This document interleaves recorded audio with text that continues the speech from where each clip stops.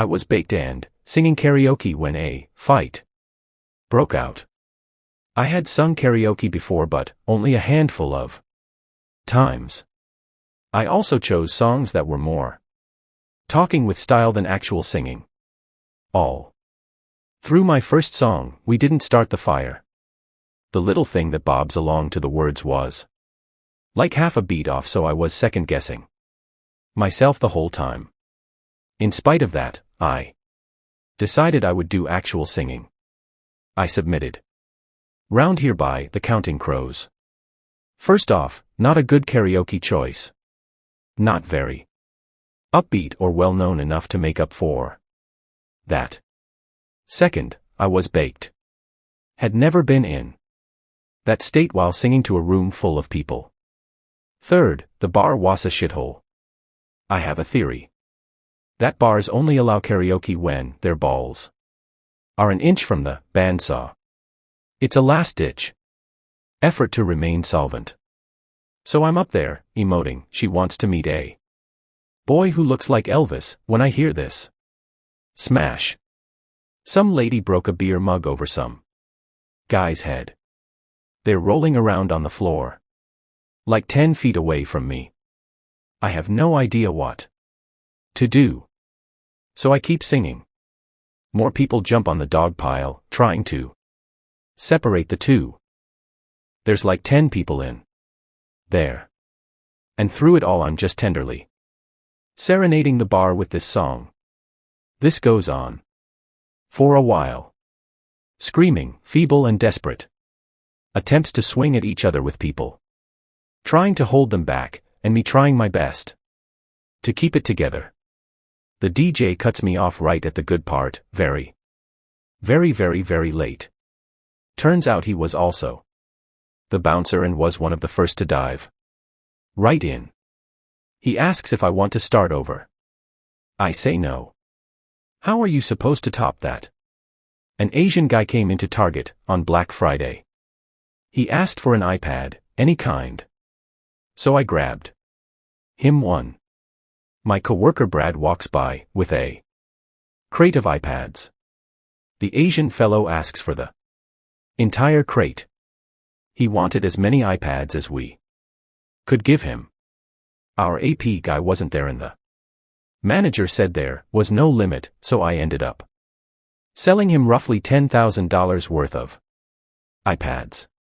Each came with a gift card for Target relative to their price. The $500 had a $140 gift card and so on.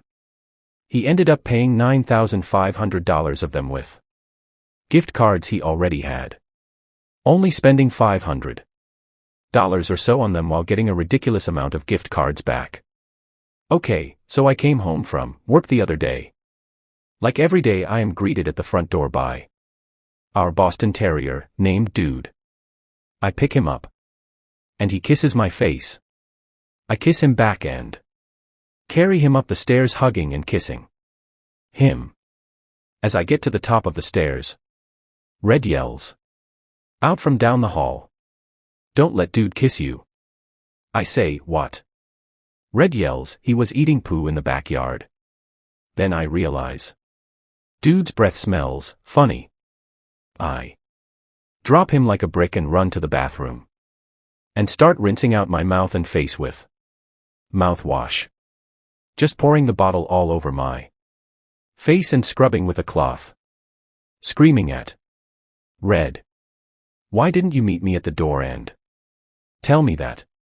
She said she was sorry. Then I began to gag a bit. I said, "I'm sorry I yelled at you," and kissed her. She backed away and said I smelled like poo. I began to dry heave. Then, Dude threw up on the carpet. And it smelled like rotten poo. I walked away gagging and dry heaving. Red tried to clean it, but she started dry heaving. That made me puke in the kitchen sink. Then all of a sudden, the whole house seemed to smell like sweet rotten poo puke. I couldn't stop dry heaving. And I puked on the carpet too. Red started laughing. I kept puking. I put my Hand over my mouth, but it was squirting out. Between my fingers, getting all over my shirt. And the walls as I ran to the bathroom and puked in the sink. She threw the dude poo puke paper towels in the garbage and asked me to take them out into the garage. I puked again when she said that. Screaming at her, I said, "Are you insane?" I puked again when she said that. Screaming at her, I said, "Are you insane?" She said, "Please, baby. I can't do it."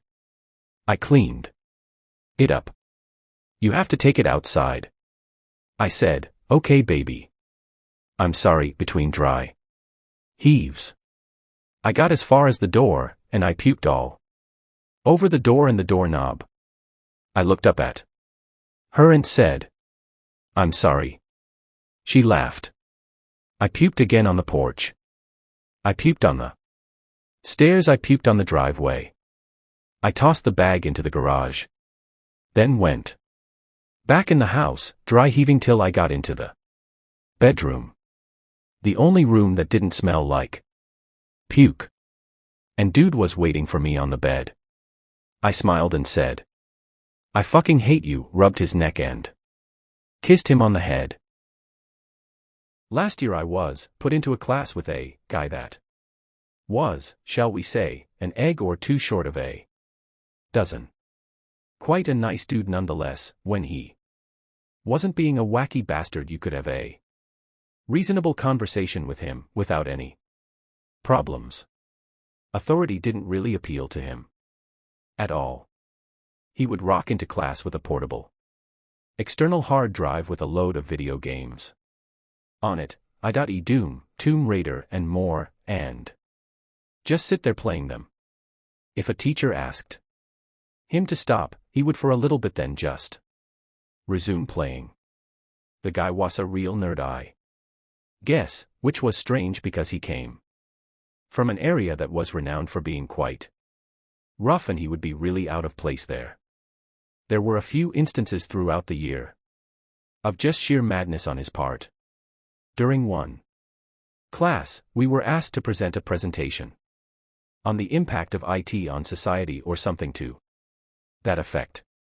It gets to his turn, he fires up the presentation and gets going. Some of the other guys in the class were talking to each other while he was up there, and at one point one of them tried to get the other's attention by waving his arm in the air. For whatever reason, this guy, let's call him Bob, decides it would be nothing but appropriate to stop the presentation and call this guy out. Fair enough, he was being rude and not paying attention to him. But Bob interprets the wave as a Nazi salute, asks the guy, "What the fuck were you doing there? Hitler or some shit," and throws out a salute of his own. Our teacher was a pretty strict black woman. No one knows how to react. Dead silence. She, seemingly unfazed by this little skit, just asks him to carry on. Another time, we're in a class with this teacher, who could be described as a perfect stereotype of the awkward uncle who always tells bad jokes. We get in and this class is no different. But this is Bob's first time in this class. After the teacher finished telling another of his awful jokes, Bob turns around from his game of Doom, gets the teacher's attention and says, "What do you call a Japanese pedophile?" "Fuck. M. Young." Again, dead silence. The teacher acts as though he didn't hear it and carries on the class as normal. As soon as we got out, everyone bursts out laughing and asking the guy why he thought that joke would be appropriate, to which he just responds, "Meh, I think it was funny." There were lots of other little instances like these scattered throughout the year, and by the end we all loved him and were sad to see him go. The course only lasted a year and he told us he wouldn't be returning to do any more courses. He was like 21, and it turned out he had been there doing courses similar to the one we did for the previous 3 years or something. And all the teachers had grown familiar with his Antics, which is why they all responded so calmly and never gave him any shit for it. I really do miss Bob, on top of all the funny weird shit he did. He was a nice dude too. I did an exchange program in Russia, and the day I went home my host family broke down in tears and begged me not to leave, because they read a story about the supervolcano under Yellowstone, probably from Pravda, since, despite its tabloid status, they took it very seriously, saying it was about to erupt and it would wipe out the whole world except Western Russia. We were right around Petersburg, and they didn't want me to die. I was touched by their concern, but it was unsettling how serious about it they were. Breakfast is a PB&J, sometimes I will toast the bread to mix it up a little. Lunch is 1 or 2 PB&J, maybe, with a side dish like an apple if I'm feeling hungry. Dinner is 2 PB&Js. I take vitamins every day to make sure I get any nutrients that I don't get from my sandwiches. It's not that I don't like other foods, I've just never found a food I liked as much as peanut butter jelly sandwiches. When I still lived with my parents, I was careful to hide this habit from them. I would eat toast for breakfast, PB&J, every day, and lunch was, of course, my PB&J. When my mom made dinner, I would take a small portion and pretend to eat, then have a peanut butter and jelly later.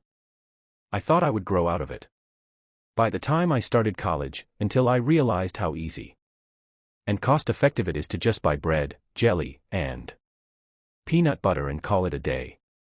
When my roommates stressed about cooking and groceries, I knew my trusty PB&J would always be there for me. We shared a fridge and were always too busy with classes for anyone to notice what I ate.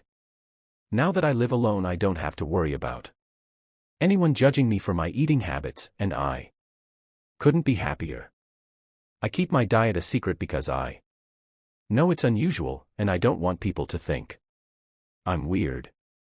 What I'll eat is none of their business, and goddammit if I don't love my peanut butter and jelly sandwiches. Like and subscribe for more Reddit stories like this. Drop an interesting comment to feature in my next post.